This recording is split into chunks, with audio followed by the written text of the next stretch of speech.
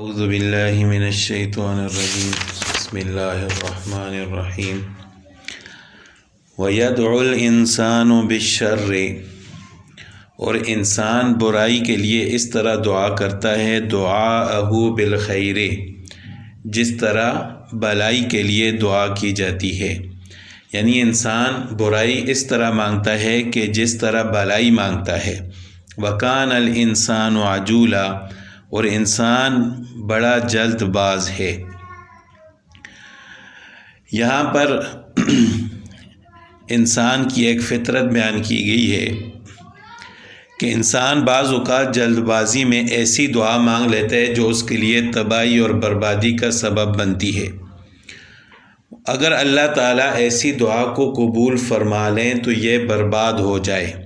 مگر اللہ تعالیٰ اکثر ایسی دعاؤں کو فوراً قبول نہیں فرماتے، یہاں تک کہ کچھ عرصہ گزرنے کے بعد انسان خود یہ سمجھ لیتا ہے کہ میرے لیے وہ کام اچھا نہیں تھا، اس وقت جو میری دعا قبول نہیں ہوئی اس میں میرے لیے بہتری تھی، اگر دعا قبول ہو جاتی تو میرا نقصان ہوتا. لیکن انسان طبعی طور پر کمزور ہے اور انسان صرف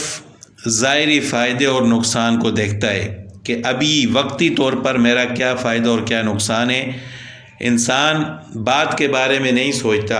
لیکن اللہ تعالیٰ کی ذات تو عالم الغیب ہے. اللہ تعالیٰ جانتے ہیں کہ یہ میرا بندہ جو دعا مانگ رہا ہے اس کے لیے بہتر ہے یا نہیں. تو بعض اوقات انسان جلدی کر رہا ہوتا ہے، اپنے ظاہری فائدے کو دیکھ رہا ہوتا ہے، لیکن اللہ تعالیٰ بہتر جانتے ہیں وہ کام اس کے حق میں بہتر نہیں ہوتا، جس کی وجہ سے اللہ تعالیٰ اس دعا کو فوراً قبول نہیں فرماتے. تو بہرحال اس میں بھی اللہ تعالیٰ کی حکمت ہوتی ہے اور انسان کا فائدہ ہوتا ہے. تو بعض اوقات کفار عذاب کی جلدی کرتے تھے، جب ان کو ڈرایا جاتا تھا تو کہتے تھے کہ اگر عذاب نے آنا ہے تو جلدی کیوں نہیں آتا. اور اس آیت کا شان نزول یہ ہے کہ نضر بن حارث ایک مشرک تھا، اس نے اسلام کی مخالفت میں ایک دفعہ یہ دعا کی اپنے لیے کہ اللہم ان کان ھذا والحق من عندک، کہ یا اللہ اگر آپ کے نزدیک یہ اسلام حق ہے فَأَمْطِرْ عَلَيْنَا حِجَارَةً مِّنَ السَّمَاءِ، تو پھر ہم پر آسمان سے پتھر برسا دے، اَوْ ائْتِنَا بِعَذَابٍ أَلِيمٍ، یا کوئی دردناک عذاب بھیج دے. تو اس پر اللہ تعالیٰ نے یہ آیت نازل فرمائی کہ انسان برائی کو اس طرح مانگتا ہے، برائی کے لیے اس طرح دعا کرتا ہے جس طرح کہ اس کو بھلائی کے لیے کرنی چاہیے. تو بہرحال جب بھی انسان دعا کرے تو حدیث میں آتا ہے کہ اللہ تعالیٰ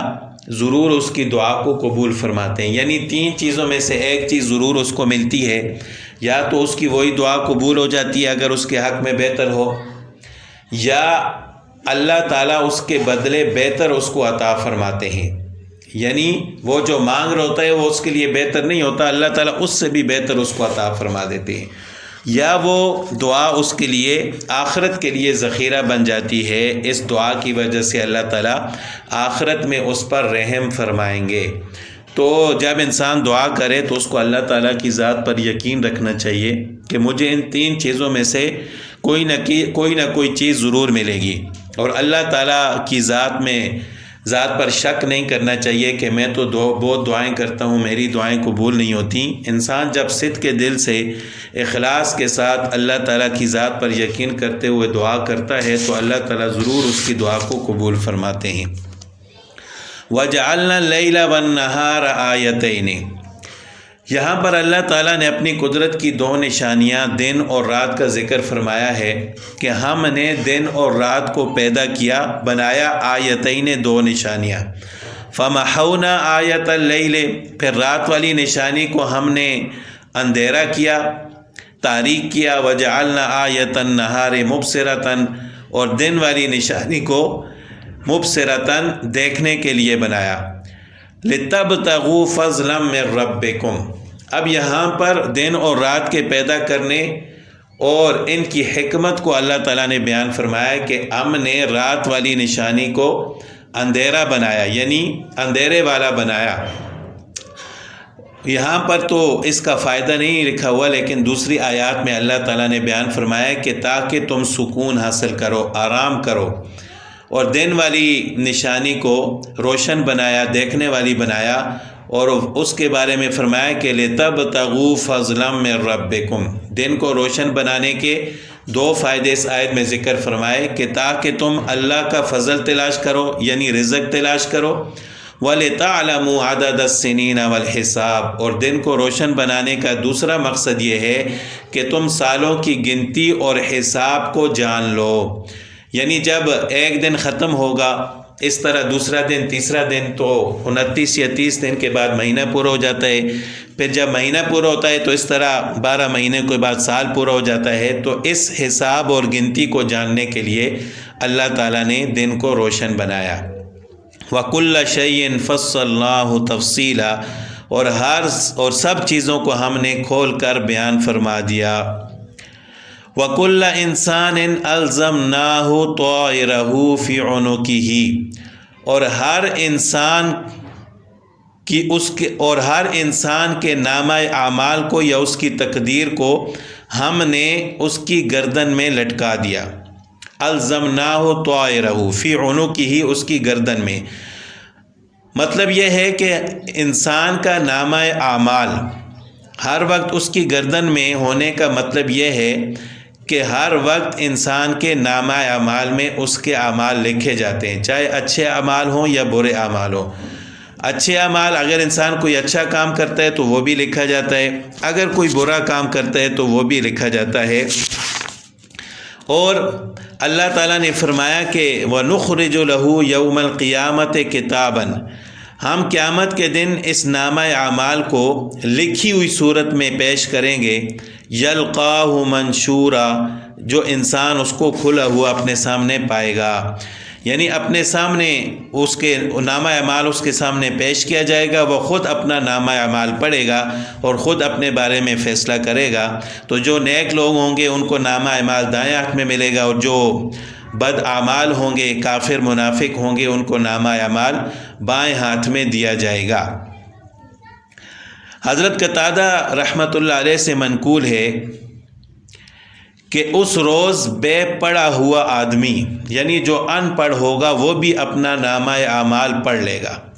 یعنی ہر انسان اپنا نامہ اعمال خود پڑھے گا، چاہے وہ دنیا میں پڑھ سکتا تھا یا نہیں۔ اسی طرح حضرت ابو امامہ رضی اللہ تعالیٰ عنہ سے روایت ہے کہ رسول اللہ صلی اللہ علیہ وسلم نے فرمایا، قیامت کے دن جب لوگوں کا نامہ اعمال جب ان کے ہاتھ میں دیا جائے گا کہ وہ دیکھیں گے کہ اس نامہ اعمال میں ان کے بعض اعمال کا ذکر نہیں ہوگا، تو وہ اللہ تعالیٰ سے پوچھیں گے کہ یا اللہ میرا فلاں نیک عمل تھا جو یہاں درج نہیں ہے، تو اللہ تعالیٰ فرمائیں گے کہ ہم نے اس کو مٹا دیا ہے کیونکہ آپ لوگوں کی غیبت کرتے تھے۔ تو بعض اوقات انسان نیک عمل کرتا ہے لیکن اس کے نامہ اعمال سے کسی اور گناہ کی وجہ سے مٹا دیا جاتا ہے، لیکن اگر کوئی گناہ ہو، انسان توبہ کرے تو حدیث میں آتا ہے کہ وہ گناہ بھی اس کے نامہ اعمال سے توبہ کی وجہ سے مٹا دیا جاتا ہے۔ تو بہرحال فرشتے انسان کے نامہ اعمال میں ہر وقت اس کے اعمال لکھتے ہیں، چاہے اچھے ہوں یا برے ہوں، اور یہ قیامت کے دن اس کے سامنے نامہ اعمال پیش کیا جائے گا، اور اللہ تعالیٰ حکم فرمائیں گے اقرا کتابک، اپنی کتاب پڑھ لو، یعنی اپنے نامہ اعمال کو پڑھو، کفا بنفسک الیوم علیک حسیبا، آج آپ خود ہی اپنے لیے اپنے سے حساب لینے کے لیے کافی ہو، یعنی خود پڑھ کر خود فیصلہ کرو اپنے بارے میں کہ آپ نے دنیا میں کیسے اعمال کیے ہیں۔ من اہتدی، جو کوئی سیدھے راستے پر چلا، فانما یہتدی لنفسہ، تو وہ اپنے بھلے اور اپنے فائدے کے لیے سیدھے راستے پر چلا، ومن ضل، اور جو گمراہ ہوا، فانما یضل علیہا، تو اس کے گمراہ ہونے کا وبال بھی اس کے اوپر ہوگا، ولا تزر وازرۃ وزر اخری، اور کوئی شخص کسی دوسرے کا بوجھ نہیں اٹھائے گا، وما كنا معذبین، اور نہ ہم کسی کو عذاب دیتے ہیں، حتی نبعث رسولا، یہاں تک کہ ہم ان کی طرف کوئی رسول نہ بھیج دیں۔ تو اس آیت کریمہ میں اللہ تعالیٰ نے فرمایا کہ کوئی کسی کا بوجھ نہیں اٹھائے گا، یعنی جس نے برے اعمال کیے ہیں تو قیامت کے دن ان کا حساب بھی اسی نے دینا ہے اور ان برے اعمال کا عذاب بھی اسی کو دیا جائے گا۔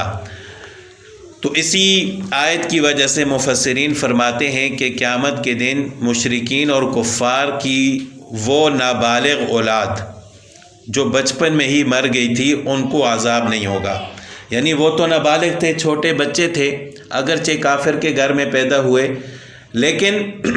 ان کو عذاب نہیں دیا جائے گا، کیونکہ کفر اور شرک تو ان کے والدین نے کیا تھا، ان کے آباء و اجداد نے کیا تھا، وہ تو ابھی بالغ نہیں ہوتے، لہٰذا وہ گناہ گار بھی نہیں ہوں گے اور ان کو عذاب بھی نہیں دیا جائے گا۔ وَإِذَا أَرَدْنَا أَن نُهْلِكَ قَرْيَةً، اور جب ہم کسی بستی کو ہلاک کرنے کا ارادہ کرتے ہیں، امرنا مترفیہا، تو اس بستی کے خوشحال لوگوں کو حکم دیتے ہیں، ففسقوا فیہا، پھر وہ اس میں نافرمانی کرتے ہیں، فحق علیہ القول، پھر ان پر بات ثابت ہو گئی، فدمرناہا تدمیرا، پھر ہم نے ان کو اٹھا کر اکھاڑ پھینکا۔ یعنی یہاں پر خوشحال لوگوں کا ذکر ہے کہ بستی کے خوشحال لوگوں کو ہم حکم دیتے ہیں، یعنی جو اس بستی کے بڑے ہوتے ہیں، سردار، خوشحال، امیر لوگ،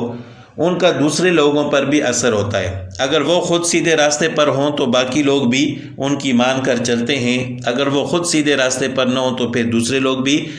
انہی کے پیچھے چلتے ہیں۔ تو اس وجہ سے ان خوشحال لوگوں کا ذکر ہے کہ ہم ان کی طرف حکم بھیجتے ہیں، پھر وہ گناہ کرتے ہیں، تو اس وجہ سے ہم بستیوں کو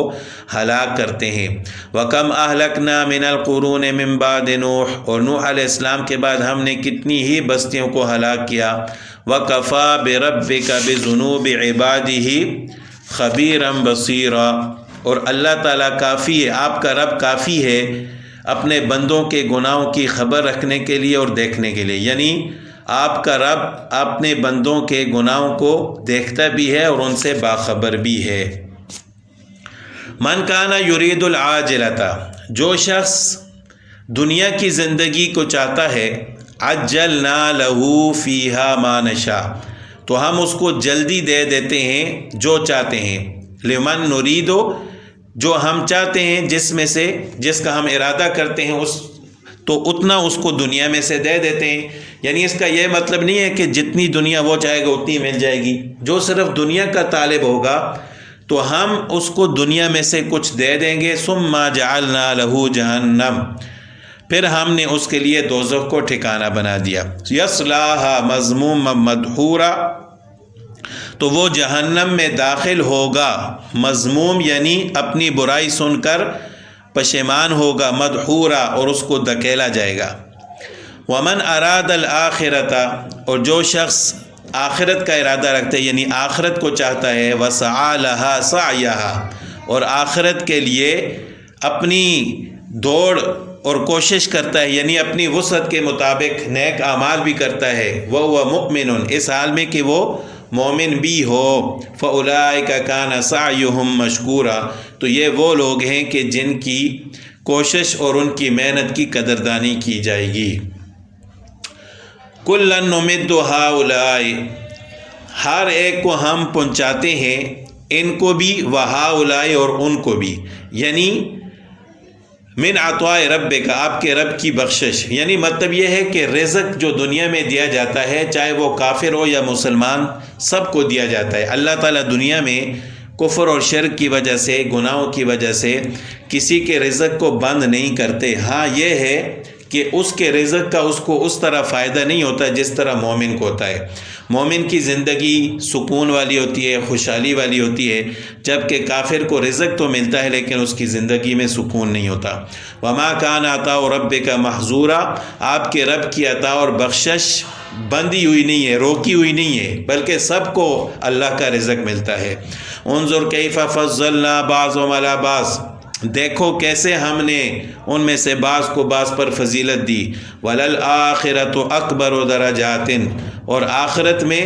بڑے درجات ہیں، وَأَكْبَرُ تفضیلا، اور بڑی فضیلت ہے۔ لَا تَجْعَلْ مَعَ اللَّهِ إِلَٰهًا آخَرَ،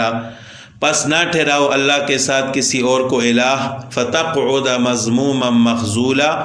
پس آپ بیٹھ جاؤ گے بے یار و مددگار اور مذموم ہو کر۔